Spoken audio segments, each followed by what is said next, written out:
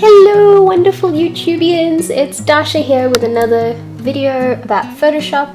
I just discovered this and I thought I have to share it with you guys because I've been using Photoshop for 2 years and it took me 2 years to find this out. Pretty amazing concept. It uses raw files and with one raw file you can basically create, well, pretty much anything, you know, an HDR, or you can, you know, bring more contrast into your image, whatever you want, using a single raw file. And I'm going to show you how to do that. It's pretty damn awesome. Please stick around. I'll try and keep this short, sweet, and to the point. Cool. Let's get into it. So if you've been editing for a while, you've encountered the idea or the concept of a raw file. If you haven't, here's a very quick overview of what a raw file is and why it's so amazing as an editor. A raw file basically contains every single stitch of information. I'm just going to double click here.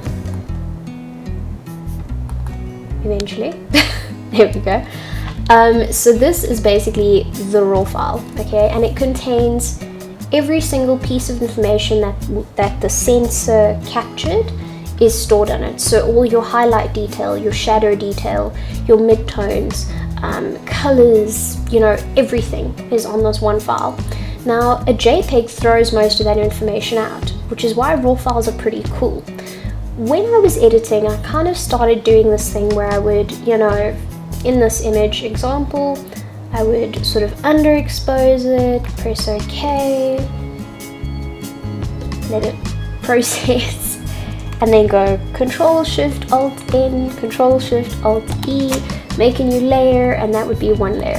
And then I would go in and do that and say OK, for argument's sake.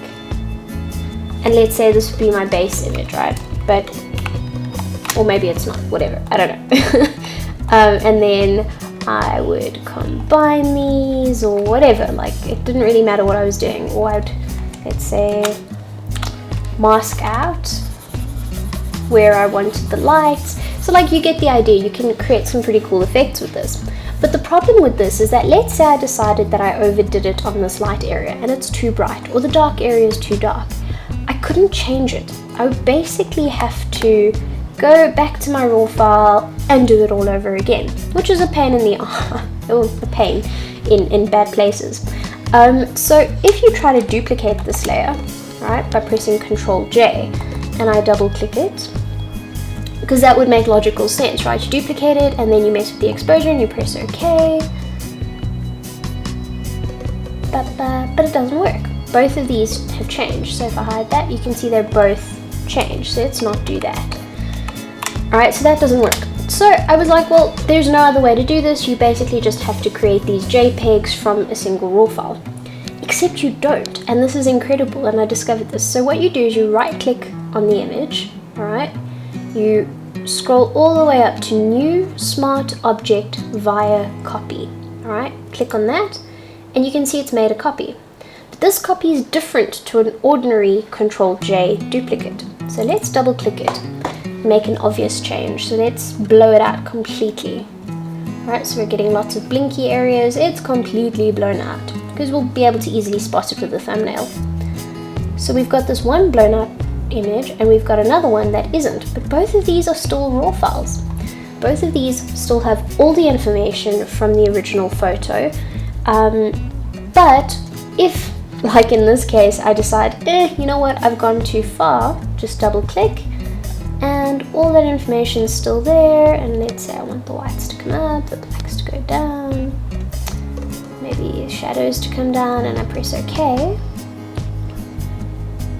It's still not going to affect the bottom image. Alright?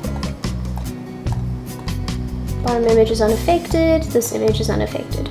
Right, now obviously you can go to town with this. You could create HDRs by saying, okay, this image, I'm just looking at my highlights.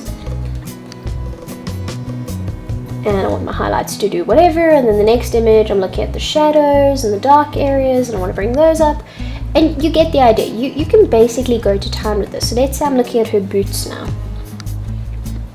Sorry, Photoshop does take a moment. So I'm looking at her boots. I don't really care about the rest of the image. I'm going to put a layer mask on there, invert it, B for the brush tool, make this smaller, and just color in white over her boots because I want to make her boots brighter. Now obviously this looks terrible and I would strongly recommend you don't do this kind of adjustment on something, but the point is that you can. And I think knowing that the tool is there can be valuable, right? So let's say we're like, cool, we've made her clothes lighter. Let's say we want to make it darker. Bring it down, press OK. And it's still localized to this adjustment layer. Now you can do this as many or as few times as you'd like. As you can see with this particular image, I actually did it 3 times. So after all my adjustments, the final image with all my editing and looked like that. So you can see I've kind of gone quite a ways with it. But yeah, you can push this as much or as little as you want. What I did was just darkened the area around them to create a bit of a natural vignette. Because remember, vignetting wouldn't make everything black. You would have some areas that are still kind of light, like if you look at the railing.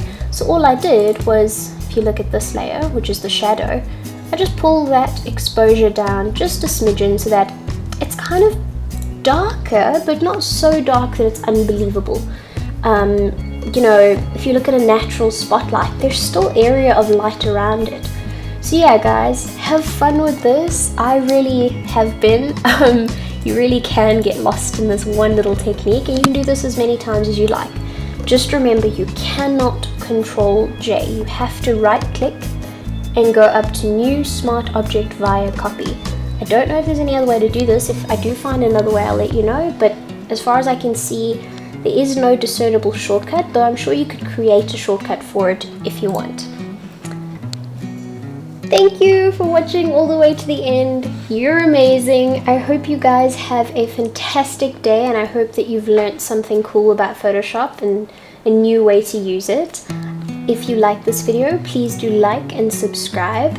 If you'd like to see any of my other videos, you're welcome to check them out. I will try to link them somewhere in the screen, somewhere. I don't know where. Yeah, I hope you have an amazing day, and please tell your friends. Love you guys. Mwah. Bye bye.